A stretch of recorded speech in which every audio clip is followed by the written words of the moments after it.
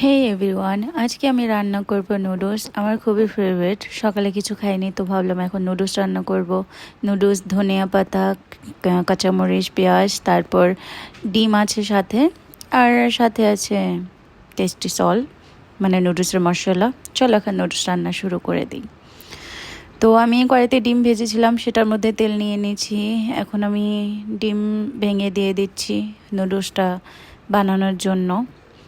সবাই দেখো, আমি আগে ডিমটাকে একটু ভাজা ভাজা করে নিই। সো ওর পরেই আমি মনে করো পেঁয়াজ মরিচটা দিয়ে দিই। ভাজা ভাজা হওয়ার পর এখন দেখো আমি পেঁয়াজ মরিচটা দিয়ে দেবো। আমি ওটা বেশি ভাজা ভাজা করিনি, পরিমাণ মতো ভাজা ভাজা করেছি। সো এখন পেঁয়াজ মরিচটার সাথে একটু তেল দিয়ে দেবো। আমি তেলের বোতলটা এভাবে ছিদ্র করে নিই, তেল দিতে অনেক ভালো হয়, বেশি পড়ে না। কারণ মুখ খুলে তেল দিলে অনেক বেশি পড়ে যায়। একটু লবণ দিয়ে দিলাম। এখন আমি এগুলাকে একটু ভাজা ভাজা করে নেব ভালোভাবে। সো যখন ভাজা ভাজা হয়ে যাবে তোমরা নিশ্চয়ই দেখতে পারবে যে এটা কতটুকু ভাজা ভাজা হয়েছে। ঠিক আছে, সবাই সাথেই থাকো। অ্যাকচুয়ালি আমি যেভাবে নুডলসটা বানাই, ট্রাস্ট মি, তোমরা খেলে পছন্দ করবে। সো দেখো এটা আধা ভাজা ভাজা হয়ে গেছে। এখন আমি মশলাগুলো দিয়ে দেবো নুডলসের। আমি একটা মশলা এক্সট্রা নিছি, কারণ আমি একটু মশলা বেশি খেতে ভালোবাসি নুডলসে।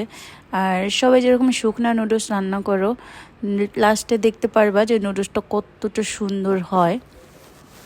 আরেকটা যে নুডলসের মশলা আছে আমি সেটাও দিয়ে দিতেছি। সো তোমরা দেখলে বুঝতে পারবে যে কতটা ইয়ামি হয় আর কতটা টেস্টি হয় নুডলসটা। যখন দেখবা তখনই তুমি বুঝতে পারবা। সো আমি মশলাটা দিয়ে বেশ কিছুক্ষণ একটু ভাজা ভাজা করে নেব, যেন মশলাটা একটু ভাজা ভাজা হয়।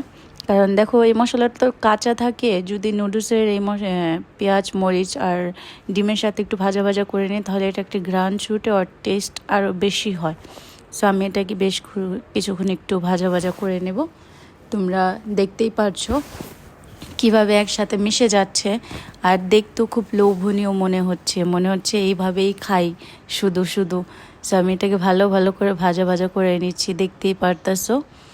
ঠিক আছে, সো এখন অনেকটা ভাজা ভাজা হয়ে গেছে, তোমরা নিশ্চয়ই দেখতে পারছো। তো এই ভাজা ভাজাটা আমি আরেকটু বেশি করবো, এই কারণ যেন ভালো করে এটা মশলাটা ফ্রাই হয়। আর বিশ্বাস করো খুব সুন্দর একটা ঘ্রাণ আসতেছিল, যা বলার বাহিরে।